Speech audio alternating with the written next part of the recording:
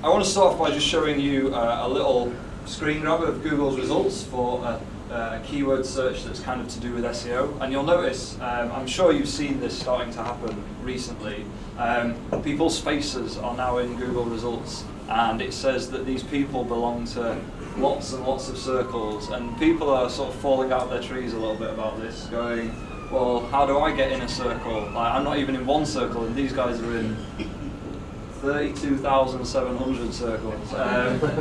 And why is my name and why is my face not appearing next to stuff that I've written in the past? That's not fair. So the talk is all about this, basically, and trying to explain the principles behind it and why it happens. And I'm going to start by going right back to sort of first principles. So on the left, this is the stuff that Gus will feed you to if you don't pay your invoices. And on the right, there's some mushrooms. As humans, I guess we're preconditioned to trust the actions of strangers, which in a modern world is kind of weird when you think about it, because we all know that marketing exists and that we're constantly being lied to by marketers or sold things. We're being told stuff from a personal agenda, a certain point of view. But we still trust the wisdom of strangers. That's why reviews are so popular and stuff. And I guess that's because we live in a world where we're preconditioned to be sort of scared. We live in a world where there's predators and there's things that can poison us. And so what we tend to do is trust the judgment of strangers, because they've either got the experience to know what the right choice is, or we can follow them and see if they get eaten, and then if they get eaten, or they die, we can decide to do something different. And also, we respond really, really well to faces and names. That's something that's deep-rooted in our psychology from when we're very, very, very tiny. And so the ultimate search result really, as the sort of search results that you're seeing now, tell us not just that the content you're about to read is right based on what you search, but also that the person who wrote it knew what they were talking about. It wasn't just being written by someone who wasn't sure. And that's why search engines are starting to do what I just showed you, because they want you to feel like you're at the right result as quickly as possible. And it used to be that they only told you about the actual content, and now they're able to tell you about the author as well. So historically, this has been kind of a problem for search engines, because when it comes to content, I guess there's two things. There's the actual piece of content itself, and then there's the person who wrote it. And those things aren't particularly well connected. Like, I mean, most content, like if you blog or you're writing for a news organization or you're writing for a magazine, you might have a byline, but byline's never that consistent. People have very similar names. You can have people who have the same name, people who have similar names, and they could be a man, they could be a woman. People online have multiple handles. People use different names for writing in different communities. Sometimes there's no byline on content at all. I mean, that's quite popular online. And when you think about brands and the content that brands produce, there's even more of a disconnect. So brands have a website, and then they make loads of microsites. Brands change their name. Brands have loads of different products that are constantly changing their names. So search engines really struggle to understand the relationship between actual bits of content on the internet and the people that wrote them. And obviously, when we talk about the ideal search result, that's a barrier that they need to overcome.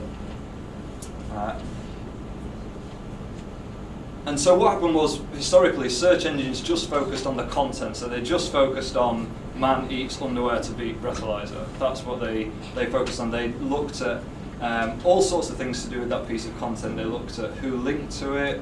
They looked at what the words were in it. What is it to do with? What's it relevant for? Increasingly, they started to look at how many times it had been shared in social networks. They even started to look at how long people stayed on the page when they went to read it. But they weren't able to connect it to the person who had written it. And that's a fundamental problem that is solved by something called the semantic web.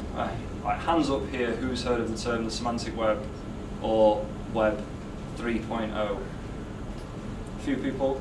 Okay, cool. So the semantic web it's kind of there's an underlying trend to digital, online, whatever you want to call it at the moment, and that is there's a medium-term kind of shift away from what we call Web 2 to Web 3, and I am generalising here. If there's anyone here who's seriously into this stuff, they'd probably stand up and shoot me. But who's heard of Web 2.0? I want everyone to put their hand up. Alright, people weren't putting their hands up, but Google it now on your smartphone. Web 2.0 was the change where, if you remember a few years ago, everyone started to get broadband, and all of a sudden there was all these applications where you could contribute, and you were asked, oh, what are you thinking? What are you feeling? Wikipedia, like, you can contribute, all that sort of stuff, and all of a sudden we were writing about what we were having for tea, and all that sort of stuff. We became publishers, all of us became publishers. Web 3.0, or the semantic web, is the web getting organized. The web is full of data that, on the face of it, is consistent, but when you look at how people have described it or coded it, is completely inconsistent. So you could be a car manufacturer and I could be a car manufacturer. We could both have pages that describe a car we make, and you could call it a colour, like you could say it's a red car and the colour is red. I could say that the vehicle's appearance is red. And search engines are expected to just figure out that we're both talking about the colour. Right? So what major web platforms are doing is they're getting together and they're saying that for certain things, there are now coding languages that describe exactly what the properties of items are. So, for instance, with the car, whenever you write, this is a red car, around the word red, you have to put tags that says colour, and Google will say, okay, so this is to do with the car, and that's the colour. Very simplified, but that's kind of what we're talking about. So the semantic web doesn't affect us in the same way that when we move to Web 2.0 we're affected, because we're not going to be asked to make big changes and we're not going to be asked to contribute in a huge way. But the possibilities are mental when you think about it. Who's got an Android phone in the room at the moment? Right. Has anybody heard of a thing called Google Now? Google Now is a new application from Google. It's mainly based in the States, but what it does is, when you wake up in the morning, if there's traffic on your usual route into work, which Google has worked out by just monitoring where you are on your smartphone at any time, if there's a traffic jam on that route, it will wake you up early and tell you that you need to go to work a different way today because there's traffic on your route. The reason it can do that is because Google's got together with all the transit authorities in America and built an ontology or a language around real-time traffic information, so that all the information people are sending to Google is in the same format. And all of a sudden, for the entirety of the United States, it can start to offer predictive, real-time alternatives for traffic. And that's because everyone's using semantic markup, semantic web in operation.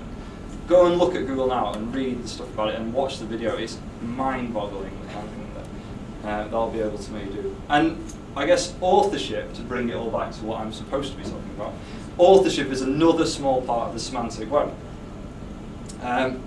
This is my Google Plus page, and this is where I can start to give myself a digital byline for the stuff that I've created online.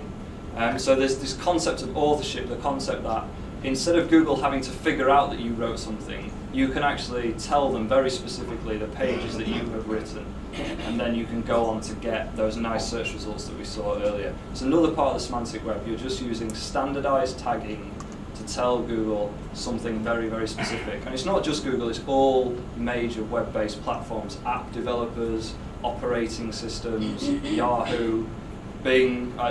No one uses Bing, but Bing. And so that's basically what we're talking about. When we say authorship, it's a concept, and you can claim your authorship of content.